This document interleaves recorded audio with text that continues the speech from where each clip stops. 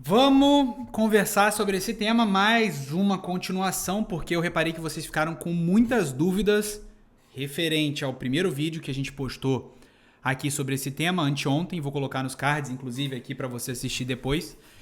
E será que vão taxar? Porque muita gente perguntou, Fialho, eu vou ser taxado, não sei o quê, essas novas regras do Pix, cartão de crédito e tal.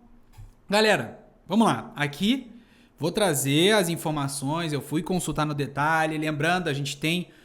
Eu sou sócio de um escritório de contabilidade voltada para negócios de turismo, tá? Então consultei também, obviamente, fontes mais confiáveis. E vamos lá, vamos conversar sobre a Instrução Normativa 2219 de 2024. Essas informações que a gente está escutando aí e tudo mais, que está virando um caos de fato, né? O pessoal desesperado. É novidade ou é antigo? Alguns pequenos detalhes são novidades, e é justamente isso que eu vou focar. Mas o grosso das informações, o grosso das mudanças aí que a galera tá comentando, não é novidade. Já existia, por exemplo, no caso dos cartões de crédito, já existia a questão das administradoras dos cartões de crédito enviarem informações para a Receita Federal desde 2003. Desde 2003. Inclusive, existia antes a Instrução Normativa 1571/2015, aqui no artigo 7 e no artigo 15, que tinha lá a questão das operações financeiras. O valor era 2 mil, inclusive, para pessoa física, 6 mil para pessoa jurídica. Só que o problema é que muita gente está falando, então quer dizer que melhorou, porque aumentou para 5 mil e 15 mil. Mas não, também não é bem assim, pessoal. Não é bem assim, pelo amor de Deus. Não caiam nessa de ficar passando pano para regulamentação, para controle, para possível taxações. Que é o que significa que você vai ser taxado? De forma alguma. Essa instrução normativa não está dizendo que você vai ser taxado. Mas pode sim ser possível, em alguns casos. E é exatamente isso que a gente vai conversar. Aqui eu não tô querendo ser sensacionalista nem nada do gênero, tá, galera? Tô trazendo as informações, você interprete da forma que quiser. A galera adora ficar discutindo política, direita, esquerda. Cara, dane-se. Aqui eu vou trazer alguns fatos, vou trazer também um pouco da minha opinião. E é claro, você, dentro da sua realidade, dentro do seu bom senso, você vai chegar à sua opinião, à sua conclusão. Lembrando que meu intuito aqui não é ser o sabichão, não é ser onipotente, nem onipresente, nem nada do gênero. Beleza? Gastos com cartão de crédito. Tá aqui a nova regra. Que subiu de 2 mil, 6 mil para 5 mil e 15 mil. Maravilha? Não é bem assim. Mas isso eu vou falar daqui a pouco. E com relação à parte do Pix, movimentações financeiras, também não é novidade. Desde 2001, a Receita Federal já tinha acesso a qualquer movimentação que você fazia. E agora, no artigo 15 da Instrução Normativa 2219 de 2024, está aqui os novos valores. 5 mil, 15 mil. Antigamente era 5 mil e 10 mil, se eu não me engano, para a pessoa jurídica. E aqui, quando o montante global. Então, muita gente já falando, movimentação pequena, então vou movimentar de 100 em 100 reais. Até chegar em 6 mil, mas eu vou fazer várias parcelinhas. Não adianta, galera. É montante global. Aí, passei 6 mil reais. Significa que você é taxado? Não, galera. Tem nada a ver com taxação. Mas existe o risco? A possibilidade está aberta? Sim. Dependendo de como for, dependendo de que movimentação em si você está fazendo, o risco ele existe. Mas não significa que você vai ser taxado. E é isso que o pessoal mais de esquerda está falando, está defendendo isso. Não significa que vai ser taxado. E o de direita já está indo para o desespero, vai ser taxado. Calma, não é nem lá nem cá. Não é nem também o que estão falando muito aí, protegendo, mas também não é muito desespero igual está do outro lado. Mas a notícia de fato não é boa. E vamos lá. Não importa se é em bancos diferentes, então também tem essa questão. Aqui, montante global. Porque muita gente mandou lá também nos comentários do outro vídeo. Então se eu tiver conta no Banco do Brasil e Bradesco, movimentações em bancos separados, eu vou ter 5 mil em um, 5 mil em outro, na pessoa física. E se for jurídica, 15 mil em um, 15 mil em outro? Não. Montante global. Beleza? Acho que ficou claro isso aí, né? E aqui é importante essa informação. O que é passado, no caso, para a Receita Federal, São os valores agregados, o montante global, e não individuais. Então o que acontece? Se você passar desse valor, a Receita Federal ela não vai ter acesso a todos os detalhes. Então qual que é a linha de raciocínio que a maior parte das pessoas acreditam? É que provavelmente eles não vão atacar tanto assim movimentações levemente acima. Tipo 6 mil, 7 mil. Provavelmente vão pegar valores que ficam muito discrepantes da renda declarada. Aí sim, existe a possibilidade. É garantia que vai ter... Não, não tem garantia de nada. Mas tudo indica que vai por essa direção. Mas, infelizmente, não tem como prever o futuro. Mas essa informação é importante. Passei, tô lascado? Não, mas a informação vai chegar para a Receita Federal. Na realidade, independente do valor. Mas vai dar um sinalzinho a mais se passar. Significa que vai ser taxado? Não. Eles vão receber um montante global. Dificilmente eles vão pegar essas movimentações menores, 6 mil, 7 mil, ou que não estão tão discrepantes da renda. Dificilmente vão chamar para perguntar, ó, eu vi que você tem renda de 5 e você movimentou 7 mil. Dificilmente. É impossível? Não é impossível. Mas dificilmente vai acontecer. Mas isso aqui, ó, é importante. Lembra? Ele recebe o valor agregado, montante total. E é isso que a gente tem que tomar cuidado. Porque se for um valor muito discrepante, talvez você vai ser convidado a explicar essas movimentações. Por quê? Porque a Receita Federal recebe o montante total, não recebe todos os detalhes. Entende? No futuro, talvez vão conseguir, com Drex e afins, talvez vão conseguir ter todos os detalhes mais especificados. E aqui é um questionamento, ó, do porquê eu acho, aí é minha opinião, que eles buscaram essa solução e dar uma intensivada de leve nessa questão.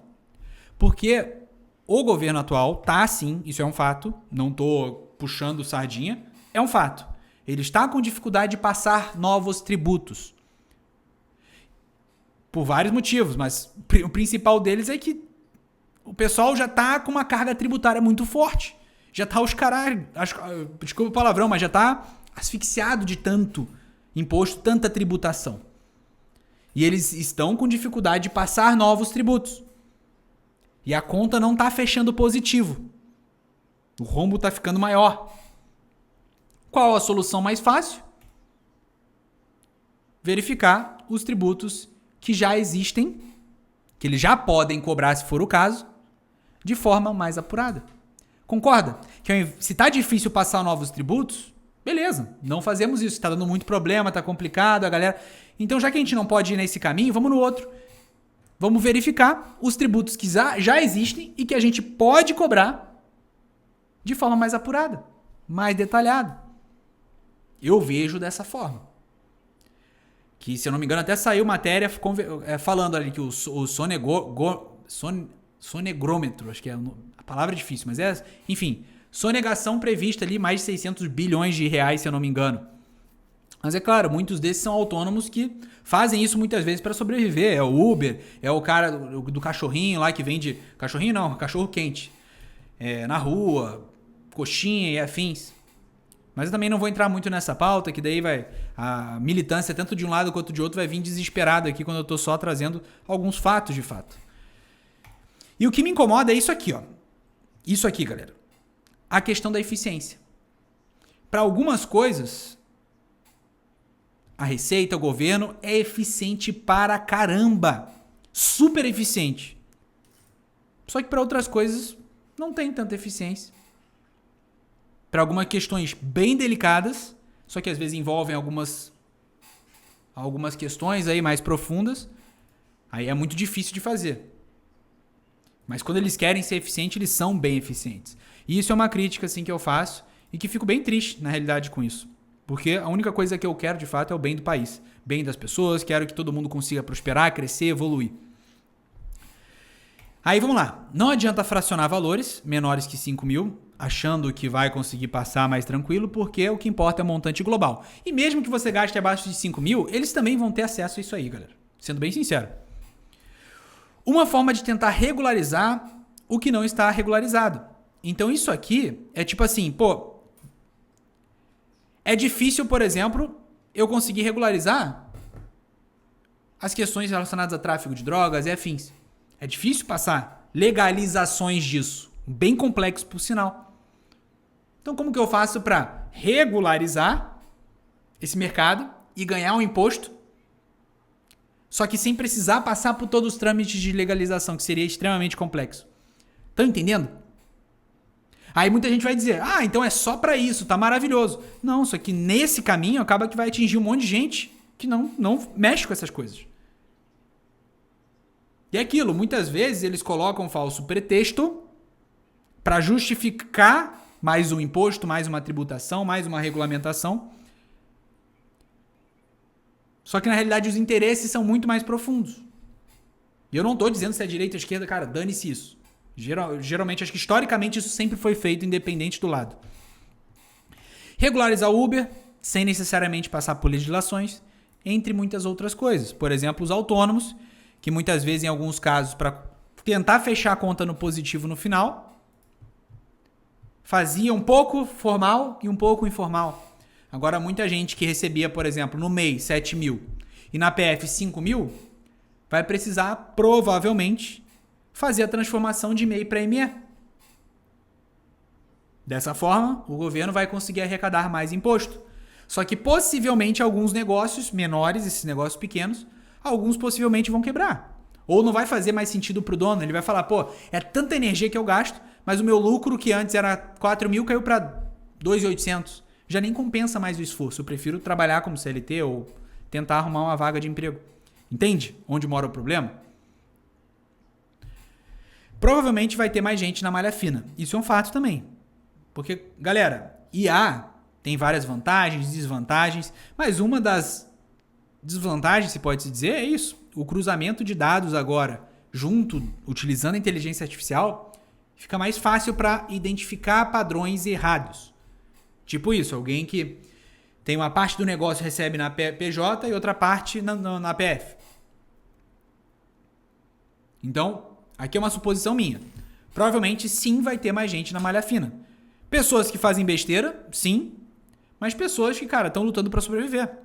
Também vai ter gente que provavelmente vai cair. Mas isso aqui não é uma afirmação. É minha opinião. Porque, cara, essa profissionalização e essa insinuação bem clara de que estão monitorando, que vão apertar o monitoramento, alguma coisa está dizendo, cara. A gente sabe que a conta não está fechando no positivo. E que eles não estão conseguindo passar novos tributos. Entende como as coisas vão somando? Mas vamos lá. Se você tem movimentações incompatíveis com a renda declarada, na PF e na PJ, ou na PJ, alerta, pode ser um problema. Então, por exemplo, a gente tem a contabilidade, né, nossa empresa de contabilidade voltada para negócio de turismo. A gente conhece várias pessoas que têm agências de viagem, como MEI, e acabam que faturam uma parte no MEI e outra parte na PF. Porque, por exemplo, se você vende uma passagem com milhas, você pode incluir, de repente, outros ganhos de capital, se as milhas foram fabricações suas. Mas você entende? Olha aí. Como é que explica isso? Supondo 15 mil de receita na PF e outros 7 mil no MEI. Entende onde mora o problema?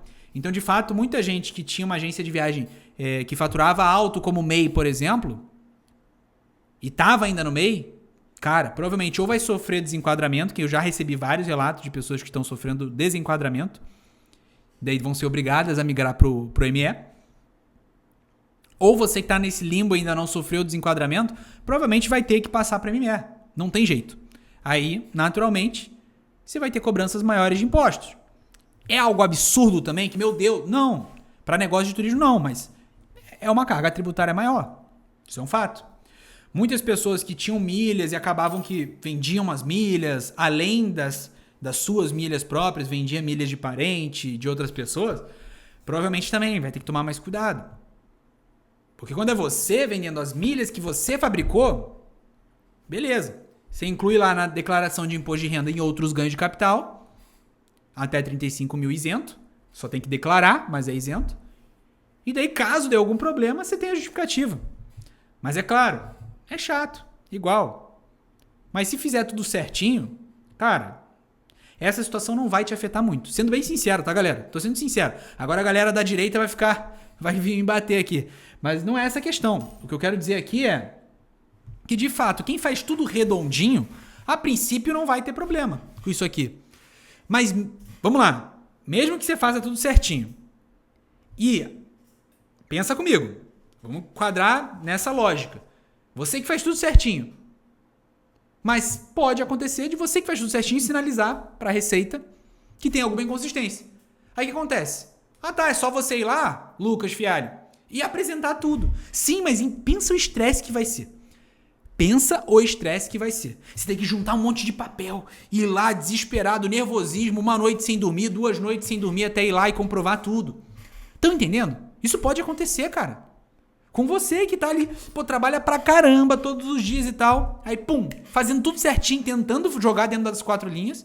Que, a gente sabe que a legislação, as regras tributárias, são uma das mais complexas do mundo, no Brasil, no caso. Até os contadores têm às vezes, dificuldade e deixa passar alguma coisa batida. Então, às vezes, você até que tá fazendo tudo certinho, talvez não, porque é bem complexo. Às vezes, você pode estar fazendo alguma coisinha fora. E mesmo que você faça tudo certinho, se sinalizar, se baterem na tua porta, cara, eu não quero, por mais que eu faça tudo certinho, cara, pensa o estresse. O estresse, eu tenho que ir lá, vamos lá, separar os papeizinhos, comprovar aqui que eu tô fazendo tudo certinho, não tô fazendo nada de errado. Mas eu vou lá, perco 2 dias de trabalho, 1 noite, 2 noites de sono bem dormida. Estão entendendo? Que é uma encheção de saco. Até pra quem faz certo, pode dar dor de cabeça e encheção de saco, total. Essa questão é importante também de levantar. Mas vamos lá. A princípio, movimentações menores não vão ser taxadas. Movimentações menores. O foco, é o que tudo indica, será em grandes valores. Valores grandes também repetidos, que tenha determinado padrão. E que não esteja declarado, tudo bonitinho. Então, a princípio, movimentações menores, não. Exemplo, churrasquinho ali e tal, você faz um pix pro cara do churrasco, depois um pix ali pro barbeiro, depois... A princípio, movimentações menores não vão ser taxadas. Significa que no futuro pode mudar? Pode. Esse é o problema. É isso que a gente tem que discutir e conversar. Porque quando tem um pouco mais de controle, fica muito mais fácil mudar a regra. Ah tá, agora a gente não vai taxar movimentações menores. Depois, o que sugere que não pode acontecer isso? Claro, suposições, galera. A questão é que o ideal é que não tivesse isso aqui, cara. Óbvio, alguns casos mais extremos, beleza. Mas a gente sabe que isso aqui vai atingir muito mais a população de bem do que a população de mal. Ou que os super ricos, que esses aí sempre encontram uma alternativa legal. Sempre encontram uma alternativa legal. A maior parte das pessoas que sonegam não são os ultra ricos, os super ricos. Porque eles encontram manobras dentro da lei para poder tocar a operação deles. Geralmente, quem mais se quebra nisso é quem mais tem dificuldade de entender a tributação complexa que existe no Brasil e não consegue pagar um contador bem caro, com uma baita de uma especialidade gigantesca de anos, para poder encontrar todas as brechas possíveis dentro da sua vida e do seu negócio. Entende onde eu quero chegar? O foco desse projeto é pegar quem sonega. É um foco válido, justo. E na maioria dos casos. Não em todos, mas na maioria dos casos sim. Só que é isso. Vai conseguir atingir exatamente essa galera mesmo? Será que não vai ter um monte de gente que tá só sustentando a família, tá no sanhaço, os casos dos Uber, por exemplo?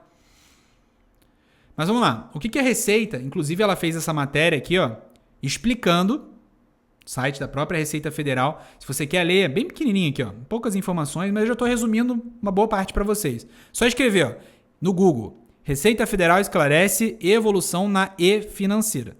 Beleza? Escrevendo isso, você já encontra no Google bem fácil. E ali tem as explicações.